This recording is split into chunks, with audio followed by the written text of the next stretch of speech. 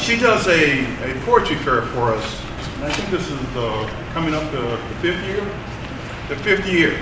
We asked her, I think maybe a couple years ago, we had the Joslin Community Center Poetry Club challenge us and come out to the campus.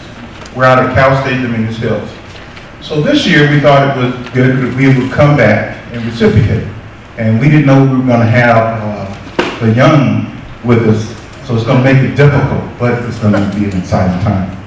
So let me introduce her really quick, it's real brief.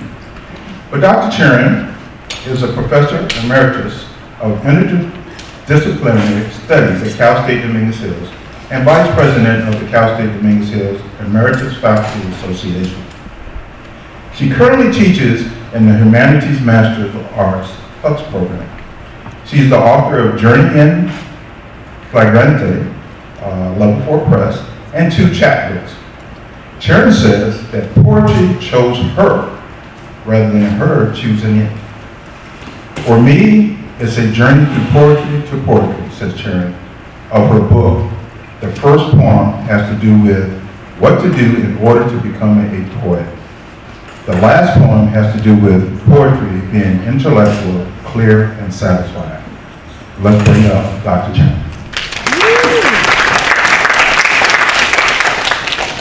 Thank you so much, Lamargo. Okay. Good morning and welcome to the Joslin Community Center here in Manhattan Beach. It is a beautiful day. I want to thank Lamargo, Washington. I want to thank the OLLI program at Cal State Dominguez Hills. That's the Osher Lifelong Learning Institute program. I've been involved with them for many years. And I really want to thank Jan and the people here at the Joslin Center who have been so hospitable. As you know, parking is very difficult in Manhattan Beach, so I clamored for a spot. I see familiar faces. I see new faces. Welcome to the students from Maricosta High School. I am so pleased that you are involved with poetry. You have a whole lifetime ahead of you to enjoy it and contribute to it. And welcome to the seniors from Manhattan Beach. Norman is videotaping us. Norman Morris videotapes many of the events at Cal State Dominguez Hills. So when you're reading your poem, if you choose not to be videotaped, let him know and he will turn the videotape machine off. I thought first I would read some famous, well-known American poets. Then I would read for the second part a little bit some of my poetry. For the third part, that's the best part, that's the contributors' poetry. And so we have a sign-up sheet. We have several people from OLLI who are going to read, and about 5 of our honored high school guests who are going to read their poems. Then for the fourth part, I thought we might have an informal discussion about poetry and about poems and about the genre of poetry. And for that, I made up some handouts that we can just use as prompts and have a discussion. So I'm going to begin with that old stalwart, okay, of American poetry, Walt Whitman. And he truly was a prescient American poet. I mean, he understood the roots of democracy, but also I think he understood what democracy could become and what America could become. So I'm just going to read the beginning of Song of Myself from Leaves of Grass from the mid-19th century. And I'm going to read the beginning and the end. So just about up to line 37 to begin. How many of you know Song of Myself, Walt Whitman? Okay. When you go on Jeopardy and you're asked to name the most famous American poet from the 19th century, your answer is Walt Whitman. And this is perhaps his most famous poem. I celebrate myself, and what I assume, you shall assume, for every atom belonging to me as good belongs to you. I loaf and invite my soul. I lean and loaf at my ease, observing a sphere of summer grass. Houses and rooms are full of perfumes. The shelves are crowded with perfumes. I breathe the fragrance myself and know it and like it. The distillation would intoxicate me also, but I shall not let it. The atmosphere is not a perfume. It has no taste of the distillation. It is odorless. It is for my mouth forever. I am in love with it. I will go to the bank by the wood and become undisguised and naked. I am mad for it to be in contact with me. The smoke of my own breath echoes, ripples, and buzzed whispers, loveroot, silk thread, crotch, and vine, my respiration and inspiration, the beating of my heart, the passing of blood and air through my lungs, the sniff of green leaves and dry leaves, and of the shore and dark-colored sea rocks, and of hay in the barn. The sound of the belched words of my voice, words loosed to the eddies of the wind. A few light kisses, a few embraces, a reaching around of arms, the play of shine and shade on the trees as the supple boughs wag, the delight alone, or in the rush of the streets, or along the fields and hillsides, the feeling of health, the full noon trill, the song of me rising from bed and meeting the sun. Have you reckoned 1,000 acres much? Have you reckoned the earth much? Have you practiced so long to learn to read? Have you felt so proud to get at the meaning of poems? Stop this day and night with me, and you shall possess the origin of all poems. You shall possess the good of the earth and sun. There are millions of suns left. You shall no longer take things at second or third hand, nor look through the eyes of the dead, nor feed on the specters in books. You shall not look through my eyes either, nor take things from me. You shall listen to all sides and filter them from yourself. I have heard what the talkers were talking, the talk of the beginning and the end, but I do not talk of the beginning or the end. There was never any more inception than there is now, nor any more youth or age than there is now, and will never be any more perfection than there is now, nor any more heaven or hell than there is now. Urge and urge and urge, always the procreant urge of the world. Those are the first 37 lines of this more than 1,000 line poem, and here are the last few lines. I love Whitman, there are such wisdoms here. Do I contradict myself? Very well then, I contradict myself. I am large, I contain multitudes. I concentrate toward them that are nigh, I wait on the door sill. Who has done his day's work and will soonest be through with his supper? Who wishes to walk with me? Will you speak before I am gone? Will you prove already too late? The spotted hawk swoops by and accuses me. He complains of my gab and my loitering. I too am not a bit tamed. I too am untranslatable. I sound my barbaric yawp over the roofs of the world. The last scud of day holds back from me. It flings my likeness after the rest, and true as any on the shadowed wilds, it coaxes me to the vapor and the dusk. I depart as air. I shake my white locks at the runaway sun. I effuse my flesh in eddies and drift it in lacy jags. I bequeath myself to the dirt, to grow from the grass I love. If you want me again, look for me under your boot soles. You will hardly know who I am or what I mean, but I shall be good health to you nevertheless, and filter and fiber your blood. Failing to fetch me at first, keep encouraged. Missing me one place, search another. I stop somewhere waiting for you. So that's Walt Whitman. And the last poet that I'm going to read from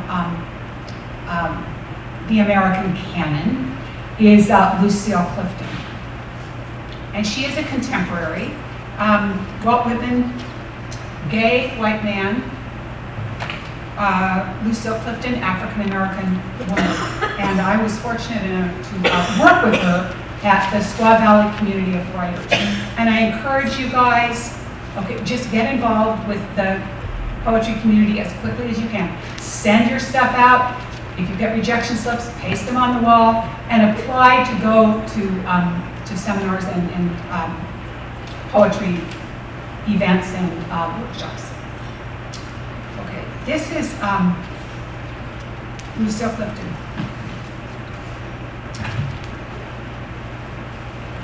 Poem in praise of menstruation.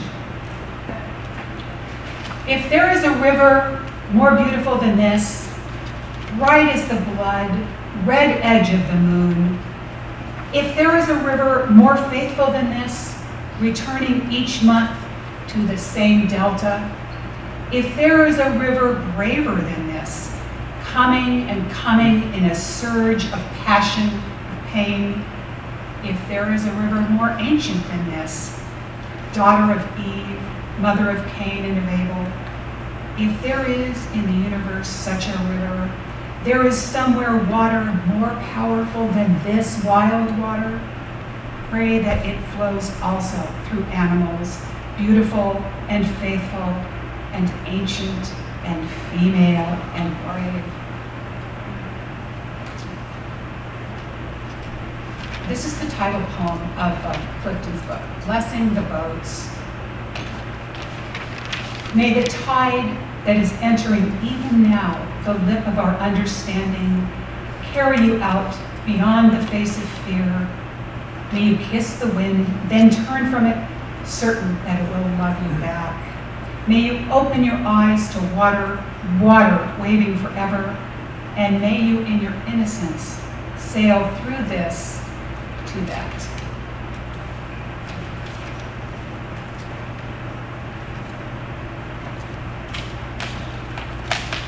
The earth is a living thing. So here again is renewal.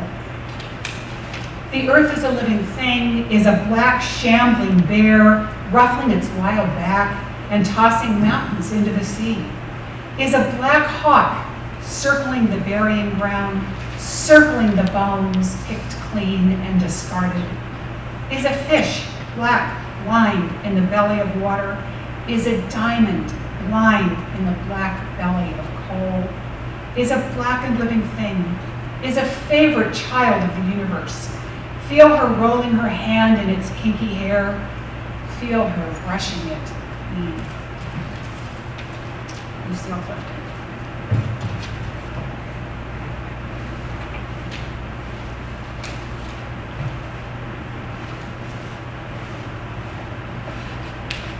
So I thought I'd start with a couple of early morning poems, which are called odes, okay, in the English tradition of some of the Renaissance poems, writing poems celebrating the beginning of the day again and the dawn and new possibility.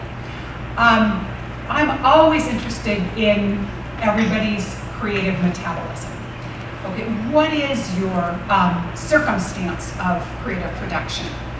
And some people can write late at night, they need that kind of stillness. I am an early morning writer. I kind of need the space of possibility, and I need my energy after sleep. And I write in bursts. Some people are able to write a little bit every day and bring their writing into their daily lives. And I so wish that I were that kind of writer, but I am not.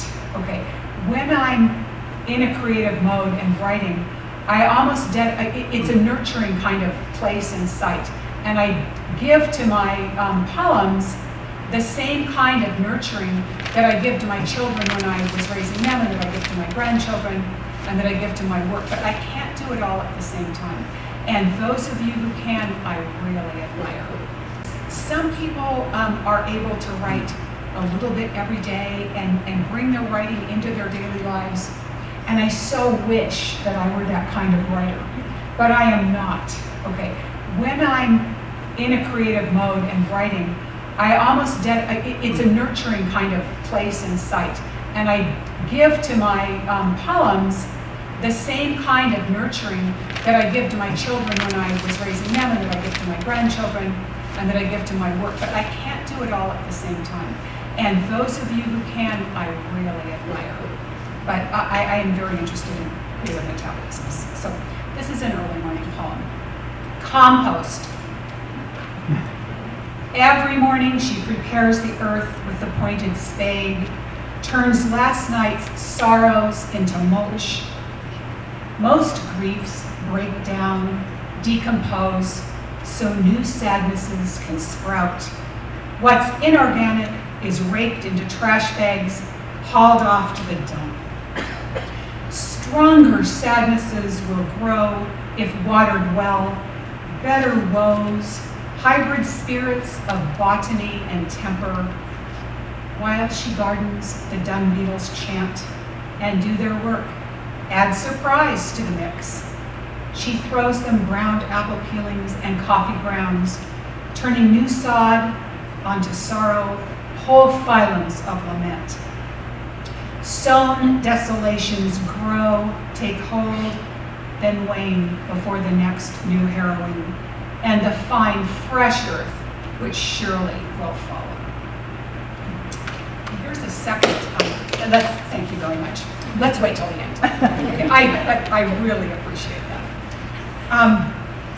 This is from a chapbook that I wrote maybe 10 years ago called Park Quest. And I've always been extremely interested in the pastoral impulse, that deep desire that we all have to have some place of happiness or bliss or peace, a place of renewal. And so for me, it's parks. And the baseball field is another kind of place of renewal and a place of recreation. Fuss, this is another ode. It's 4:30 in the morning, and I can't wait to get up from bed to give the universe a poke with a stick and a strike on thin stretched skin there at the meridian. It's not enough just now to go through the motions, fulfill the rigmarole. I want attitude on the agenda. I want the world today to poke back, to play and tease delight in me, to be hearty, staunch, and hale. And if it's weary or had it, I can be trying. Well, tough shit. Go at it, dear humors. I'm ready for the riling.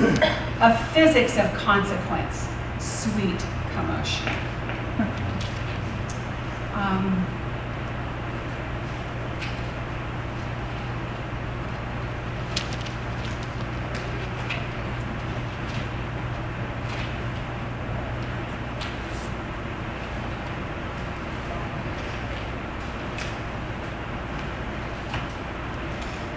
This is called Direct Application of Chaos Theory.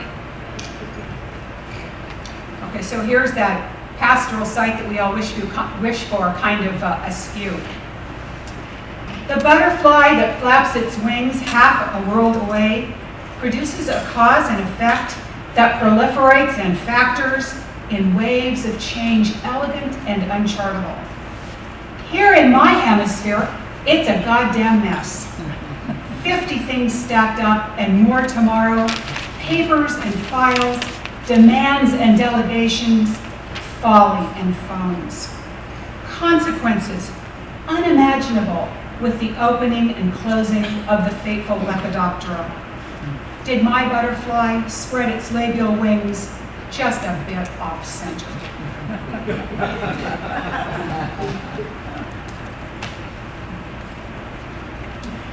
And this is called, you guys all know about Carpe Diem and the, seize the day.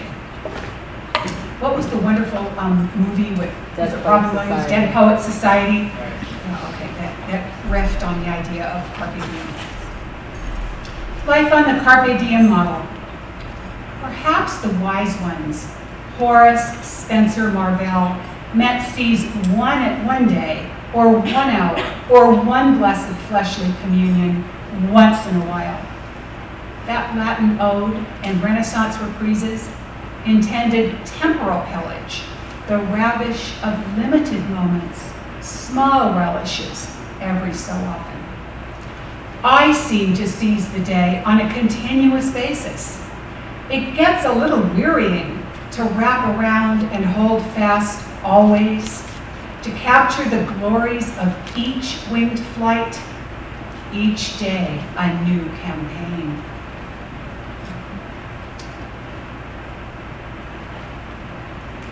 I'm going to read this poem in honor of the fact that we're here in a beach community.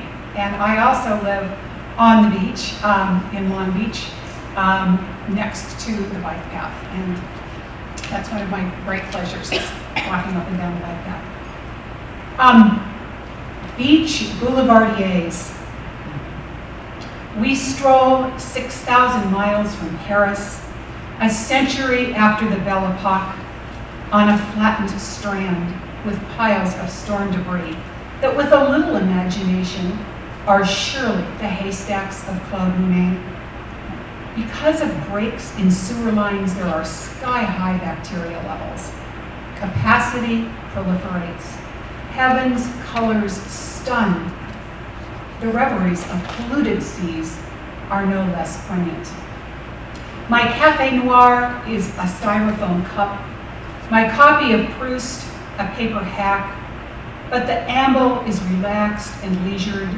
The talk playful and of consequence. The sea and these perambulations are fluid. Rumination and repartee, both historical and of this moment.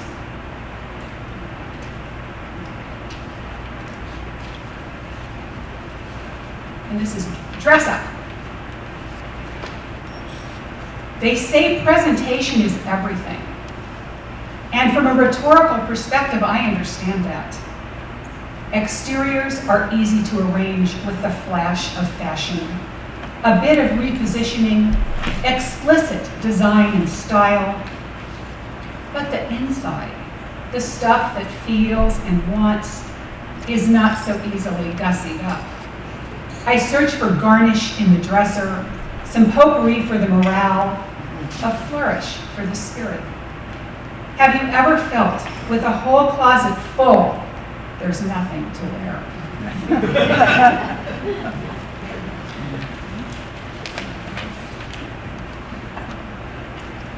And this is welcome mat. I pretend all day, concerned with the little things, dishes, dust, beds, but what occupies me always are the big realities. Birth and death, the role of history, war and witness.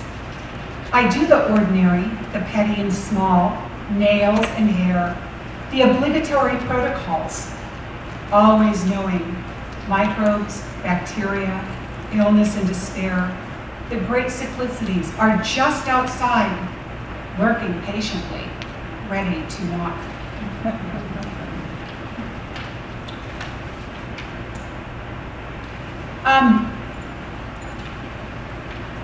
One more beach poem.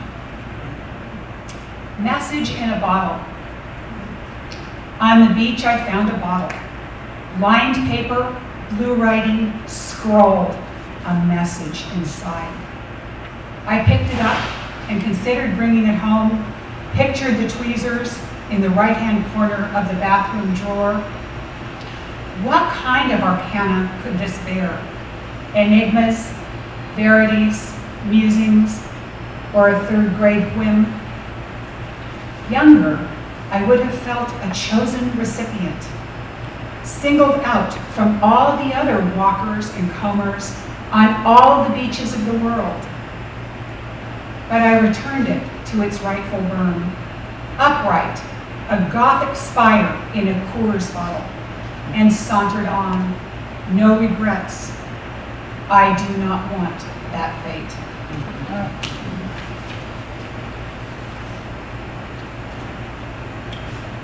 I'll read one more beach poem if I can find it.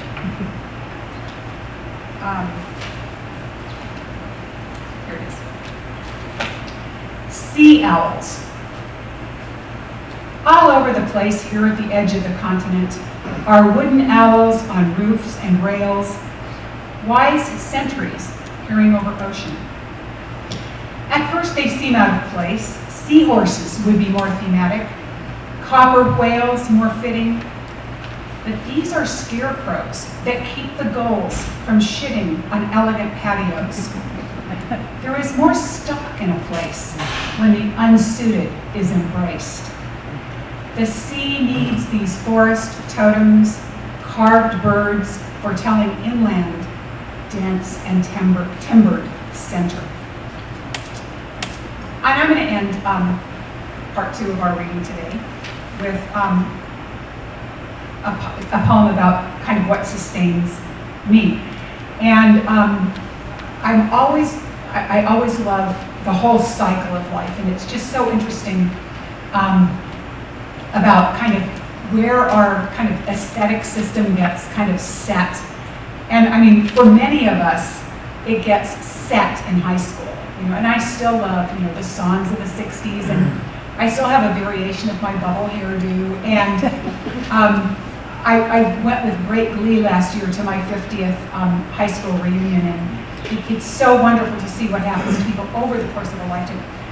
And I know that those, you know, those 3 years of high school, you know, every moment is laden with significance and poignance, and I think we carry, you know, those moments with us all our lives.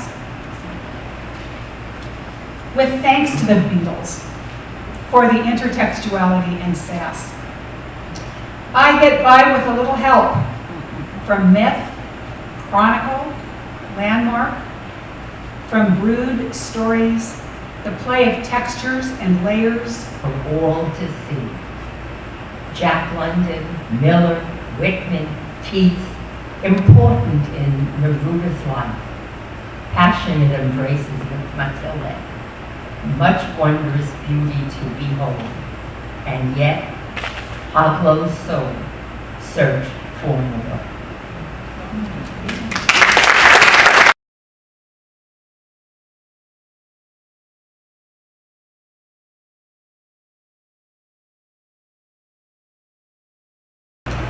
I'm Peggy Carter, and I have permission to read 2 because mine are done before I almost begin. The first one is called Fatigue. Can you hear me okay? Okay. Eyes rimmed red, gritty sand down the throat, shallow breaths, muscle ache in my lower back. Nothing looks normal.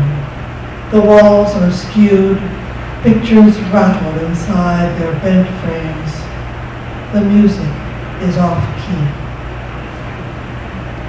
And this one is called Slide. The cards slide into place the way your hands slide over me. First one, then another, taking me home. What a great game life is. Winning here is sweet. We play for high stakes. Nothing less than whole hearts will do. We give them into each other's hands, never holding back anything. Thank you.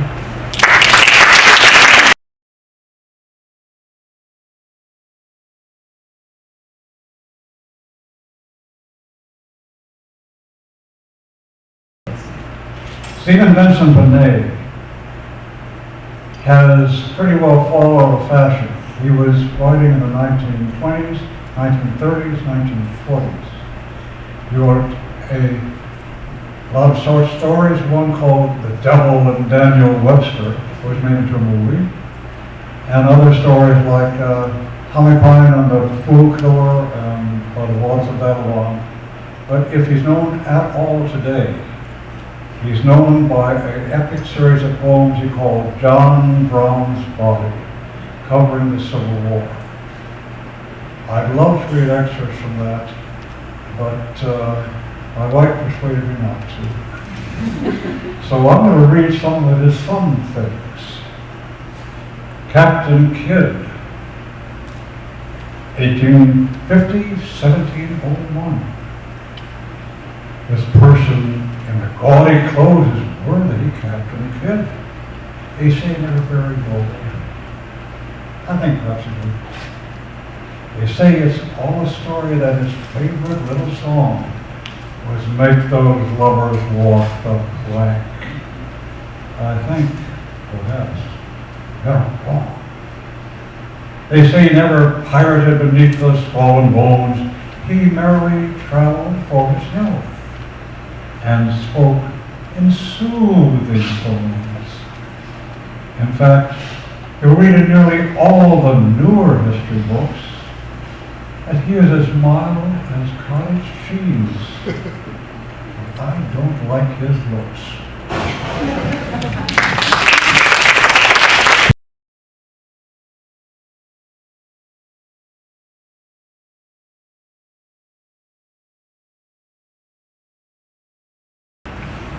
Gwendolyn Fleischer, a Torrance resident, so I guess I'm out of town. Seemed like it took 40 minutes on the freeway. This is called Going on a Journey. And I had stopped writing except for my Christmas poems quite a number of years ago, and this is what kind of got me started back into writing. And when I wrote this, I was in a relationship, and y'all know what bad ones are like. And I read it to him, and he says, "Oh, this is your independence song." And I went, "Oh, I guess it is." Yes. So, I'm going on a journey, not going on a trip. Don't know where I'm going? I ain't putting up with no more of your shit. You got your tickets? Congratulations, my man, that's your plan. I'm packing my own bags, taking my own shit. I don't need you packing my bag, not going on no guilt trip. Don't pack your expectations, don't pack your blame on me. Don't tell me that your troubles, man, are all on account of me. Don't pack my bag with your shit. Ain't gone on a guilt trip. Every time I turn around, you got your hand out. Sorry, baby, I ain't got no money, ain't no doubt. You ain't going where I'm going. I don't want to be where I'm at. I want more than where I'm at. I just don't want to sit, I want to laugh. I want to love, I want to live. Because I'm going on a journey. This journey never quits. Past 5 years, you've been sitting there full of shit. All you've done so far is fake it. I'm going on a journey. It's not the yellow brick road, it's not paved with gold, but it's my journey, it's my road, it's my story. Not going on no damn trip. Forget about your bags, man, that's all you got. You thought your shit was hot. Don't know where I'm going, don't want to be where I've been. No more putting up with this shit. I've been put down, put aside, put out, put off. I'm leaving that aside, leaving it behind. If you ain't the real deal, I ain't putting up with your shit. I've been broken and tattered. No more rags covering tattered insides. Pack my bags with brand new clothes. I'm stepping out in style. Don't forget the dancing shoes to ease on down the road. Pack my bags with walking shoes for trudging the lonely mile. I'm going on a journey. This journey never ends. This journey is freedom, down the freeway, free to be me way, freeway. Packing my own bags, packing my own shit. Don't need you packing my bags. Ain't going on no guilt trip. Brand new bags on the floor, out the door for what's in store beyond the door. Flip, trip, triple dip your one-way stuff back on your shelf. Take your plane trip, trip in the rain trip. Pack your one-way ticket to one place, no place, not my place. Philly or Mexico, you can go. I know I'm getting my groove on, moving on. You can go with me or not, stay with me in the cold or hot, sleep on a mattress, sleep on a cot. But it's my journey down my road, it's my dream, not falling apart at the seams. Don't know who I'll meet, don't know who I'll greet. But I ain't taking your bags, ain't putting up with your shit, cause I'm not really not going on no damn guilt trip. I'm going on a journey.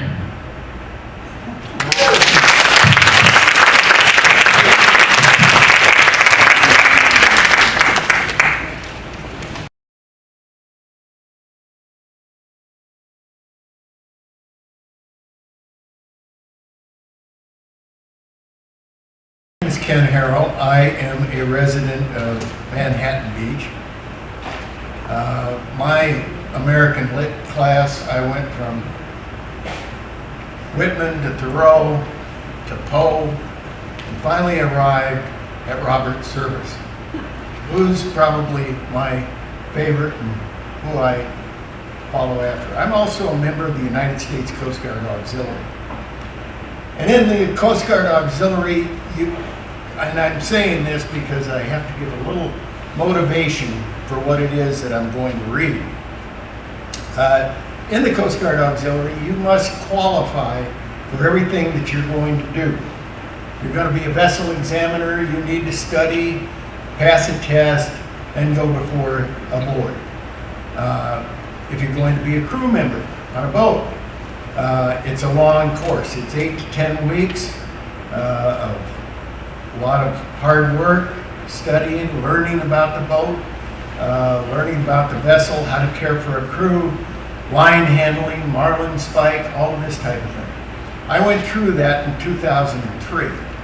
And at the culmination of this 8 to 10 week course, you go in front of what's called a qualified examiner, who puts you through your paces. And he says, asks you all the questions, makes you go through the work, the effort, and it's a long day that you go through. And at the completion of that day, the QE patted me on the back and said, signed off the appropriate form and said, you'll be receiving your orders in a couple of weeks. Very proud, very hard work. Did a lot of things there that I hadn't done before, and I was on my way home and I thought I have to stop for dinner, get something for dinner this evening, and so I went into the supermarket.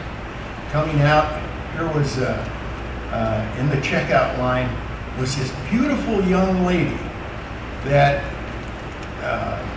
unfortunately, she was far too young for me, but she was still very pretty. But she was on crutches. And she had casts on both her legs, kind of those sock casts kind of thing. And it started a story in my head, and before I got home, I had to write this. And the story I took out of this was to get, it was a story of two people, Charlie and Maud.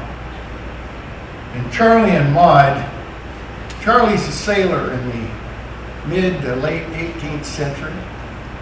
And if you knew what sailors had to put up with and tolerate with in those days, it was really something else. They didn't get the food our sailors get today.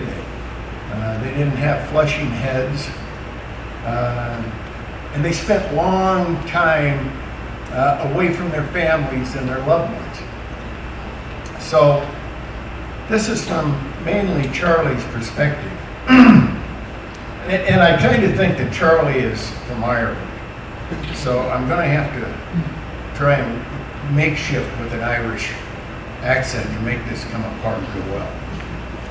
I spent most of the year on the Genghis McGee, slicing blubber each day for $1, chasing herds from Baja to Bering Sea, raping grays amidst the stench and the squalor. From unbearable sweat and tropical heat to the piercing, blind, cold Arctic Ocean, in churning seas cast with wind and sleet, mostly sick from the smell and the motion. My dearest Maudie, I pen in my hand, each day siring thoughts of her form, to breasts and thighs and hips I bind in my hammock below in the lagoon. So in mooring today and the ship secured and I'm finally off the clock, there's one little thing that I am assured. She'll be there waving love from the dock. I've asked myself, could that be her, the lady I soon will grope for? She's ballooned a bit, but I guess out of her, she's just a bit more than I hoped for. And why is she leeward in her stance? What's amiss with my plump little Duchess? A man will go far in pursuit of romance, but my God, she's standing on crutches. I've had a wee mishap. This is Maudie. I've had a wee mishap, Charlie, my sweet, selling cabbages round in the markets. I slipped on the cobbles of West Banyan Street, blowing both of my knees from their sockets. But as luck will have it, Charlie, my dear, I've learned what to do for your need. First a good hot meal and a tankard of beer, then I'll show you just how the sheep breed.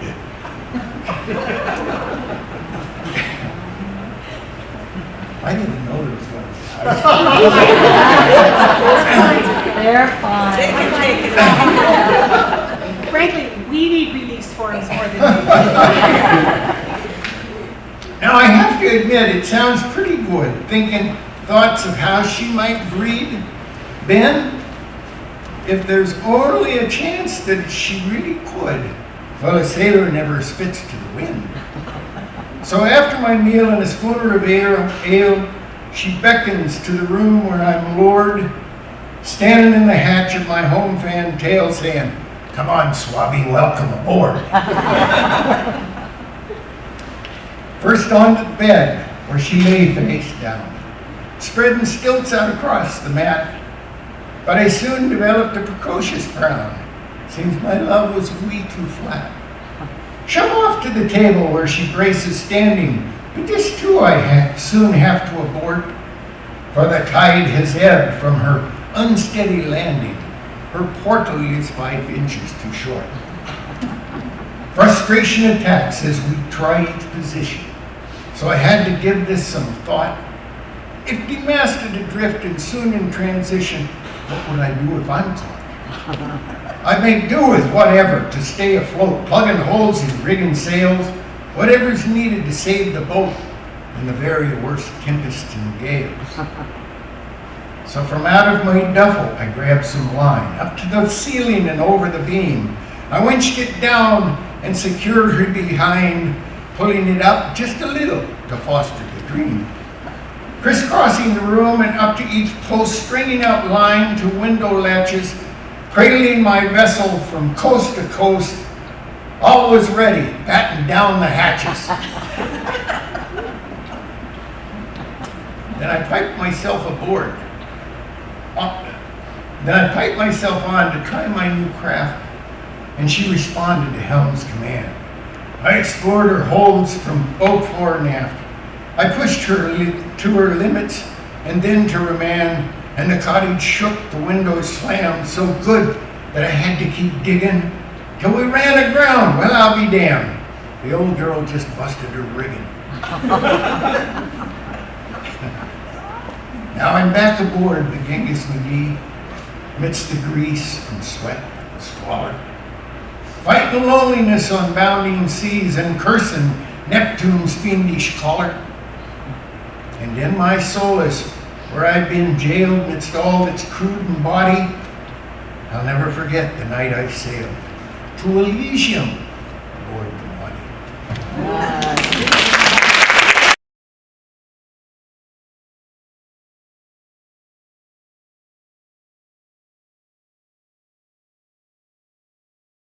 C. Johnson, also known as K. Carol Johnson.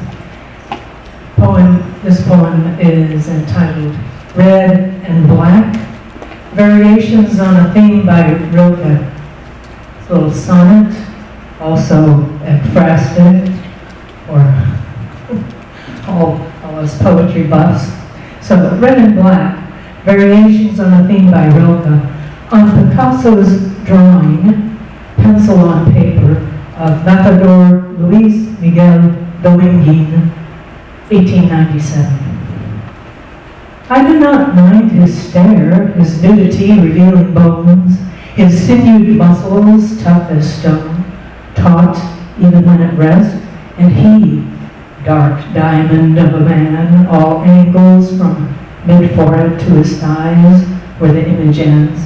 I search for a power source. His heart yields red forcing V's, wide-angled brows, ridge, pin-hard eyes, and X'd upon his chest, scars pointing to his side where his hand projects intent.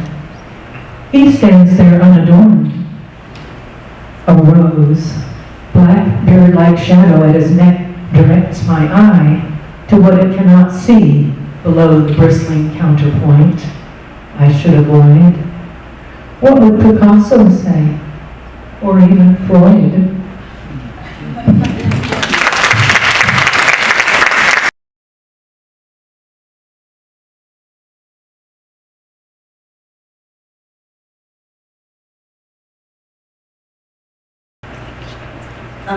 My name is Elaine Mincer, and this poem is Here. Here is always the starting point, the navel, the you are, critical to understanding the heart of the matter, and spread from there past the red waters and their tributaries, through the geography of bone, of muscle, of organs recognizable by shape and color. Turn left at the liver, right at the spleen, and skip into the atmosphere, fat, skin, hair.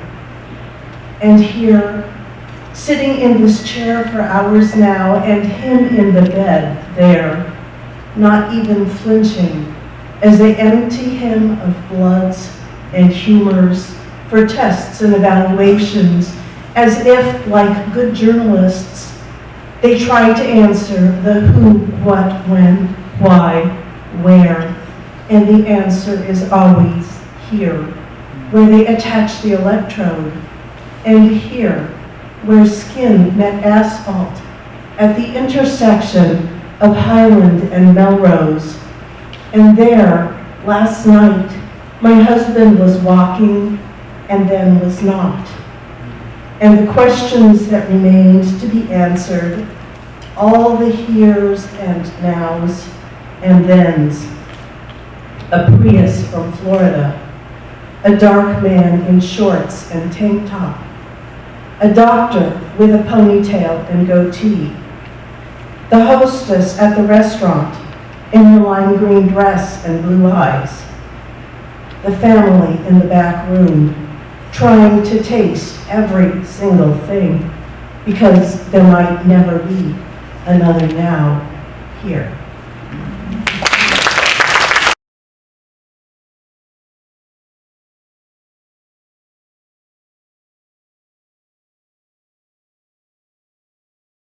My name is Rowena Netsley, and I live in Manhattan Beach.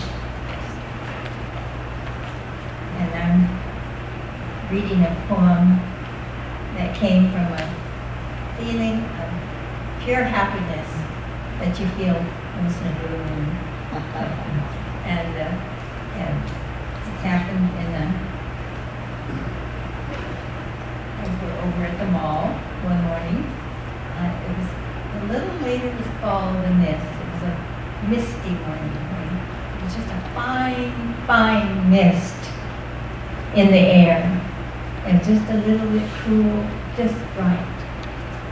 And this is what I wrote. Sun through morning mist. I step out of my car in the Manhattan Beach shopping center. I'm in a balloon. sailing among golden tears of joy. Glacier cool air sows needles of delight into my brain and wherever my skin touches the day. Surely God has haloed all of South Bay like was done to saints in the past. My lips part to say, thank you. Toes lift. Sanity leaves my mind. I'm on a sycamore twig, among thirsty new leaves, chattering with sparrows.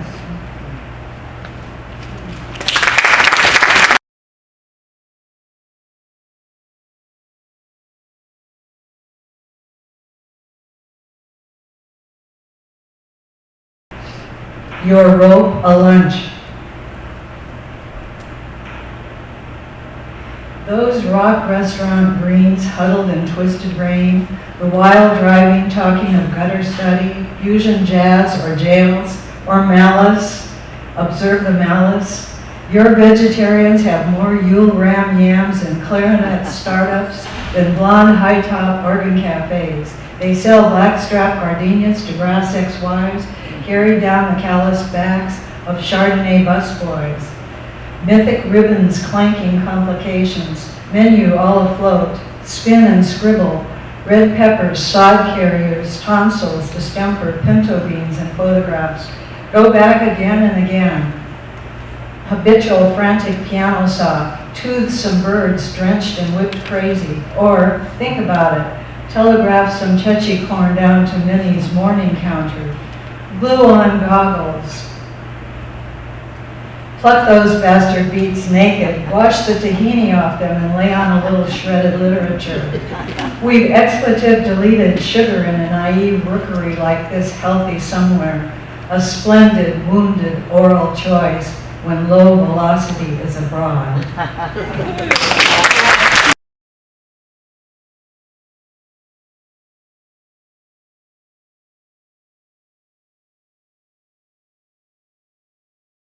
Perkins.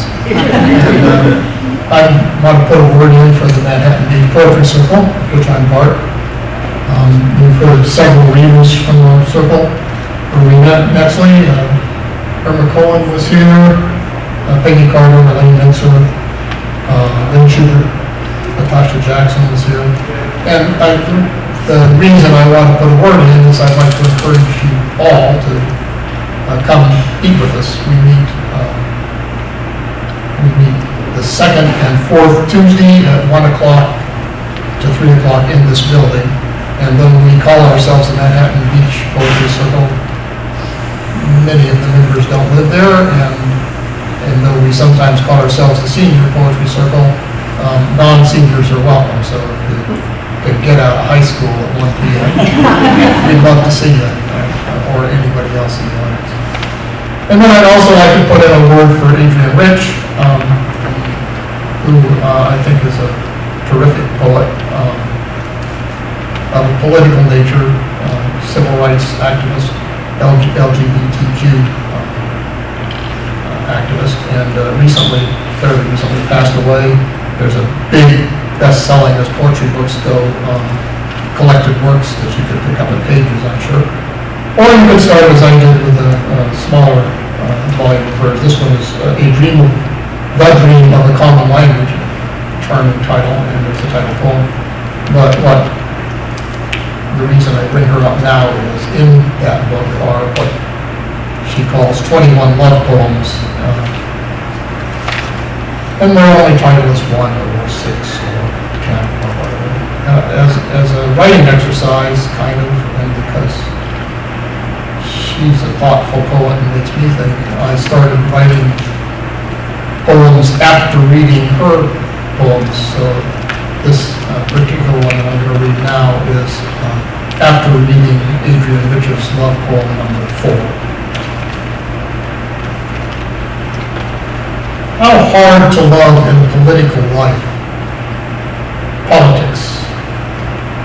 The question of control. Control that ran Maxwell smart. And control who ran George smiling until he became control. Control systems for machines, yes, the machines of war, of torture, of states, computers, alt, control, delete. When you're learning to drive or fly, dual control can help. But for love, when you and I started, I remember the exhilaration and the fear that I was out of control. And I remember the beauty and the completion of realizing you did not want control. You want love. And love is the opposite of control.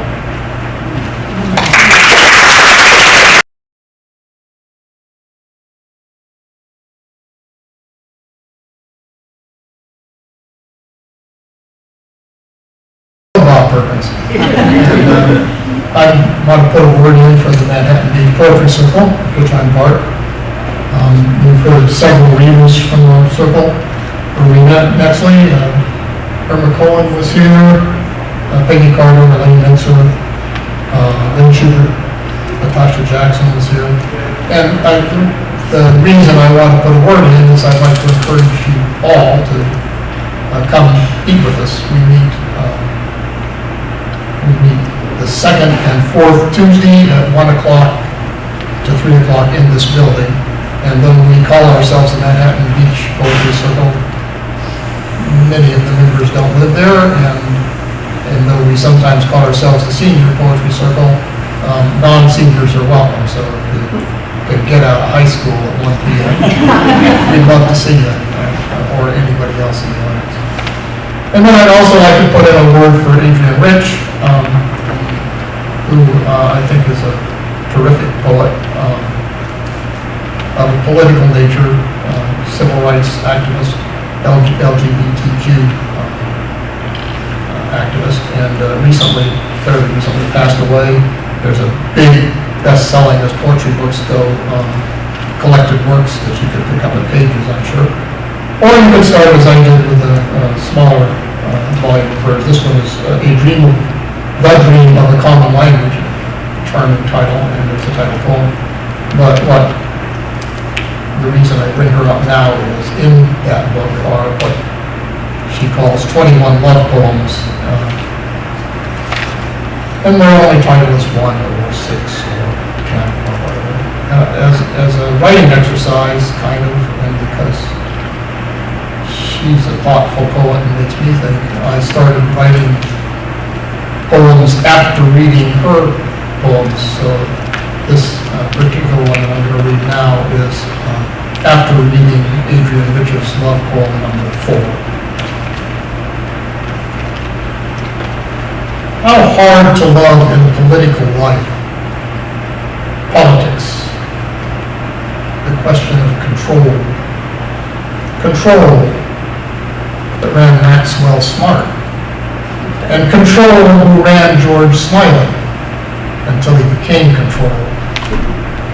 Control systems for machines, yes, the machines of war, of torture, of states, computers, alt, control, delete. When you're learning to drive or fly, dual control can help. But for love, when you and I started, I remember the exhilaration and the fear that I was out of control. And I remember the beauty and the completion of realizing you did not want control. You want love. And love is the opposite of control.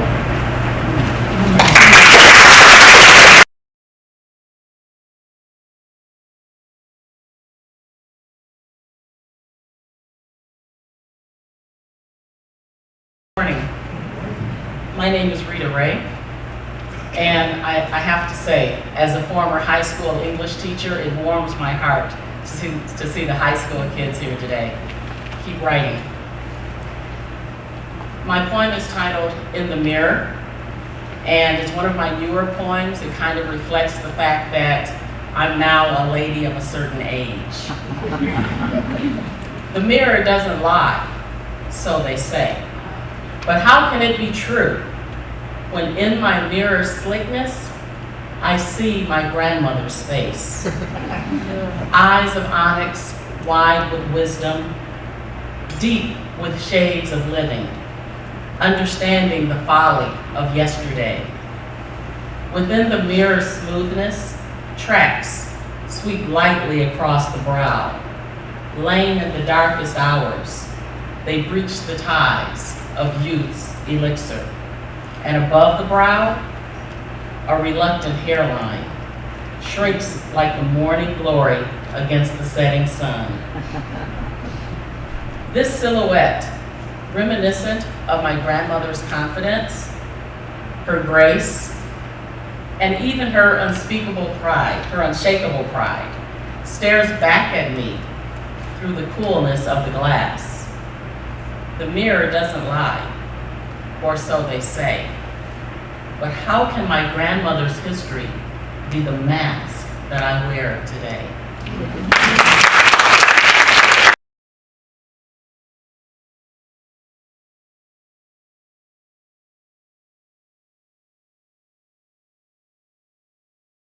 Roberts, I live in San Pedro. I drive a long way to get here.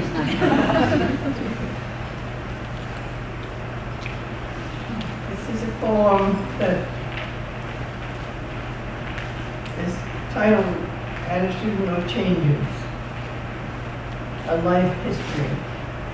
For most of my friends who like it, call it the bra poem. The photos of the naked top ladies in National Geographic always set the little boys tittering on the edge. Not me. When I saw them, I was so embarrassed. I wondered what the National Geographic could have been thinking to picture these limp, distended things hanging like the dangling bats sleeping in a tree in Borneo. My cousin Carol sent me all her hand-me-downs, which I didn't want because I was poor and sick of second-hand. One day the box included underwear, which horrified me with its snaps and straps and hooks and eyes. She was a big, sporty, lumpy girl who practiced golf swings. And I was, as Annie Rosa always said, no bigger than a minute. Nothing fit, especially the underwire thing. My mama, sensibly, taught me to read Chaucer in Middle English when I was 9, which made me supremely happy. And so somehow I didn't figure I needed extra support for my budding little bumps. I had the miller's tale to think about. That's real. Much later, on the other hand, the guys in the newsroom loved to whistle at me and call me Lois Lane with the hourglass figure. By then I didn't mind. It was fun to hang out with 22 pals at the press club and be admired for my front page news as well as for my frontal appearance. Sometimes I'd do a sexy dance at the annual roast of the politicians, and I'd see the mayor leering covetously. But then came true and his usual bumpy love. And then the children, nursing away in happy ecstasy, showed there was some real use in the appendages after all. And I found out why some people have endless babies and nurse them all the time. It's a sex thing, sure enough. Because we don't speak of all this too much, or hardly ever. For instance, there's no term for brassiere, in my German dictionary. And the French don't even use that word. They call it soutien-gorge, supporting the flow. Imagine that. I wonder what it is in Japanese. The years have gone on, up, down, up, down. My body followed the path, but it went mostly down. Fortunately, one would always buy support, so they didn't bobble. One dislikes soda bombing. Now I pity my poor bra, seeing it hanging on a hook inside the closet. Nothing much to fill it. No one but me to take it off. No excitement, no pink lace enchantment. Just tattletale gray and old, like me.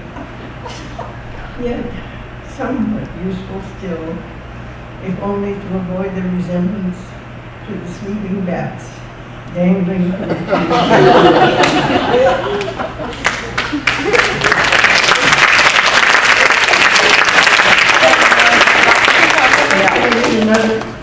Yes. At the palace of Ferdinand and Isabella, the great king and queen of Spain. At the palace of Ferdinand and Isabella, there in Spain, where they lived when they were paying Columbus to potter about the seas looking for things, even while they were also fighting off the pesky Moors in Granada. In the very same year, at this palace, I say, you will discover a hole in the ground where you can see the top of a Greek temple column. This is what you'll see.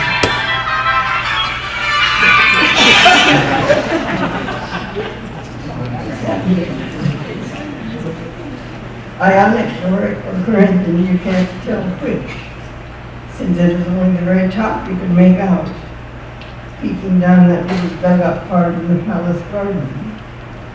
You cannot know in what condition lies the rest of the temple, nor can you tell its name, or rank, or beauty, or anything about it, except that there it is, stuck for all eternity, silent and solemn, in mute protest perhaps, at being so denied its noble heritage to impress with its white marble grandeur and magnificence, hidden under the sweet pea vines and the flower beds.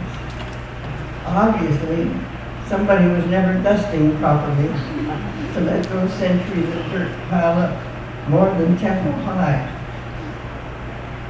making a new earth crust over buried treasure. For that I say to Penelope, Medea, Helen of Troy, or some other such Grecian housewife, all of you had servants.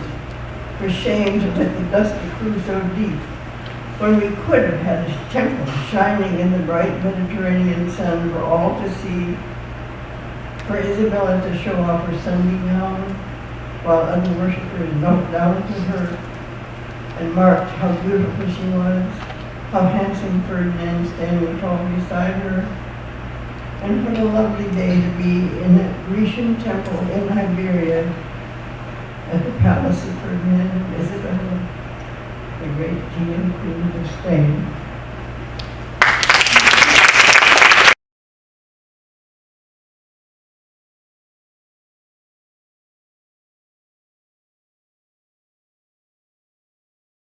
My name is Maria Ruiz, and the poem is Rising Hills.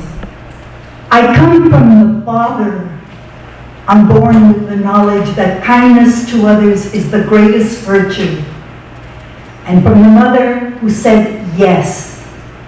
I come from the strength of wanting and from the sorrow where death left a wound.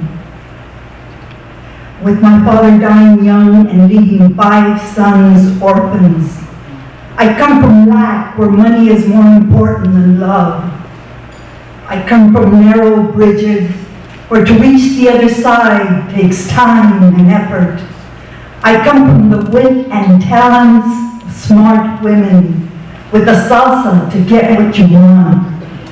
I come from trains that leave the station and never return.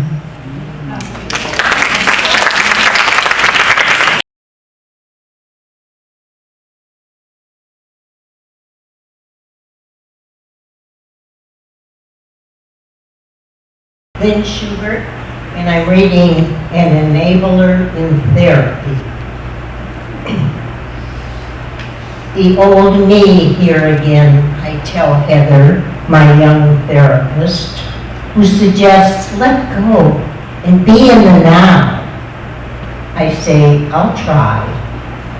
Then I challenge Heather, remind her 50 years of marriage is a long time. Ask if she can understand. She says, she'll try. Then I bring her back with me into that garden where my lover stood, young and tall, a brilliant damaged flower, one petal fallen, stammering in God's wind, beckoning me. See us, Heather, that autumn running away to Crown Point, where they didn't check ages, where we stood before a judge reciting, his chin tilted up, his long dribble of words provoking my non-sacred laugh, and then a scared prayer into a sob so he wouldn't stop narrating us. And he asked finally for the silver ring in my lover's hand. Now see here, Heather, with winter boots, see me now, plunging deep into new snow, my belly big with our baby, and later passing the baby to each other between classes, painting nursery murals, and writing an opera together while mousetraps snapped in the night. Graduations, and much more to tell about changing jobs and moving, about 4 children to raise, in sickness and in health. Hardly beginning him.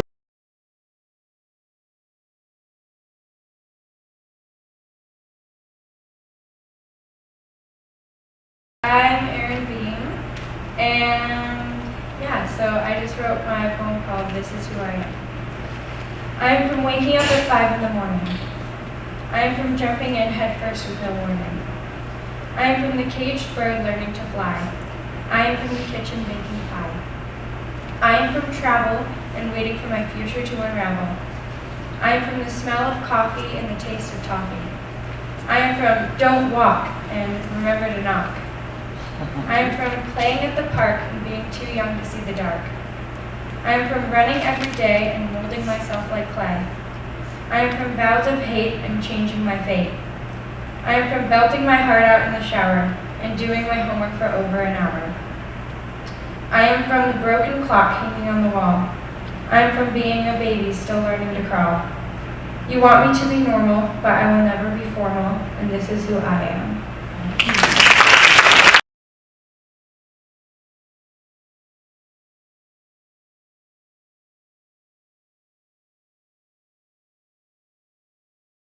Hello, my name is Mary Patricia, and I'm going to be reading a piece I wrote called It. I believe in everything, said the old me. That was before I was gone, before I left, before it came. I tried to hide the scars that it had so violently inflicted upon my skin.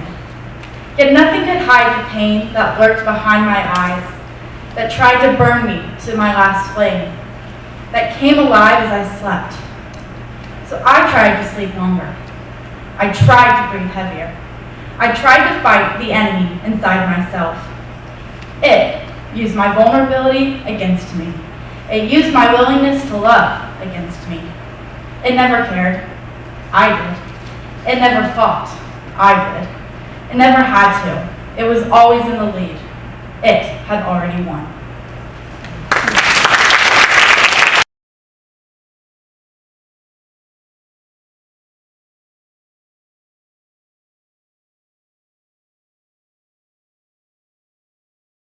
I wrote this poem my freshman year of high school. I'm now a junior.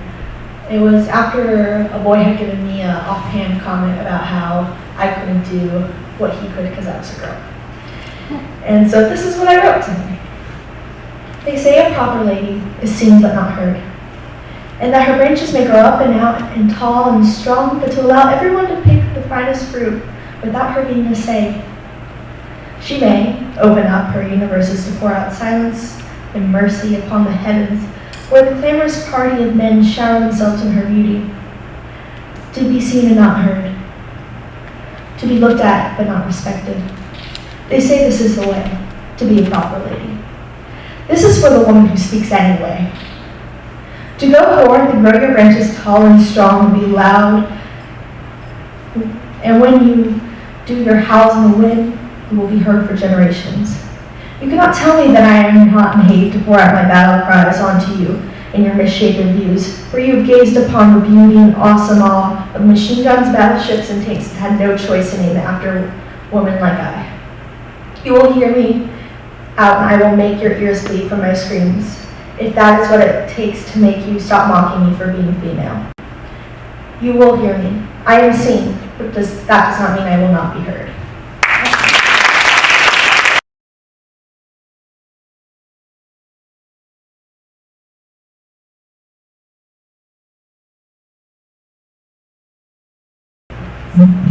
Hi, is this good? My name is Haley Dumas, and I'm going to read a poem I wrote called 10 Points. 1. I remember the first time I felt it. You wrapped your arms around me and stopped the tears that were streaming from my eyes. It was the first time that I've ever felt at home, safe within the embrace of someone else. 2. It took a while for anything to grow from that. Even when the feelings were discovered and laid out on a table to be examined and dissected, we were sitting side by side, not touching out of fear that sparks would fly and burn what we already had. 3. The first night you kissed me turned things around. All I can remember is the pounding of my heart overshadowing anything else. With your lips pressed to mine, I was blown away by the emotions I felt, but terrified of the war that was soon to come. 4. And there were many battles. Your past crept up on me like a ghost that possessed me and befriended my demons, sending me into a constant torture I cannot escape. But there was no one else I could imagine spending my days thinking about. No one I would rather lose sleep over. I was in love in the most dangerous way. 5. There was a passion within both of us that fueled our relationship, burning so strongly and so brightly that we could not see anything around us. Your body was a drug I couldn't go days without seeing, tasting, touching. In those arms I was loved in a way I never understood before you, and it opened my eyes to a whole perspective of life. 6. The fighting was endless. I had to be with you all the time, and when I wasn't, it drove me to a level of insanity I never knew lived within me. I'd yell at you for reasons even I didn't understand, constantly testing your patience and your love. And when it reached points of absolute horror, where I thought I'd lost you forever and I was left to drown in sadness and loneliness, we would always find a way to bounce back to the luxury of being us and the consuming bliss of being alone. 7. When you left, it was a pain I never imagined could exist. I spent an entire summer arguing with my darkest thoughts, praying for an escape out of the misery. I would never understand why you gave up on us when we were just starting our journey into something great. 8. The friendship was dead. We could never revive what once existed, and that's what takes the hardest toll on me. In the fire of our passion, we burned all our bridges, and that was the one thing we intended to keep safe. 9. You moved on before I could ever think about another person holding me with the care that you did. I was broken before you, and you held me like an injured bird until I was ready to soar the skies with you. But broken pieces never fit together the same way. I drowned out my sorrows in stolen shots of vodka that burned more than the last kiss we shared, and tried to convince myself that a pairing like us never made sense to begin with. 10. Not a day goes by where I don't think of you. In a crowd full of people, I still search for those eyes that looked at me as though it was rain in a drought. You've taught me a lot. I know that people are not homes, and I cannot seek refuge in your arms when stormy days scatter my thoughts. But I'm okay with finding home within myself. I found happiness, and I wish nothing but the same for you, my love. Thank you.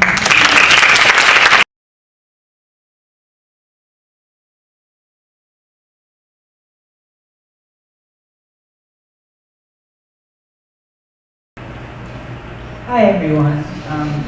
I decided to wear a cape out of the spirit of Halloween. My name is Kennedy Hoyer, and my poem is called Thorns. A rose grows in a field with petals that shine a bright cherry red, yet are feathers soft to the touch. Her leaves stand up tall, colored a green that can only be seen through the eyes of envy. But her stem is the sigh of disappointment from the lips of a boy who comes too close. Her stem is the profanity of the girl who didn't look before she touched. Her stem is thick and strong and full of thorns. She's insecure, thorn. She has depression, thorn. She's lonely, thorn. She has a perpetually broken heart, thorn. She doesn't trust people, thorn. She sees the worst in people, thorn. She doesn't want anything real because anything real means there's a guaranteed end, thorn. She is lovely, yes, but she is difficult to carry. Her love is cuts and scars. Her love is carefully placed fingertips. Her love is being dropped on the ground because this is the third time you've pricked me, and while you are beautiful, you just aren't worth the damage. Her love is being left to wither away. So she is admired from afar, because just as the girl with baggage is the hardest to love, the rose with thorns is the hardest to hold.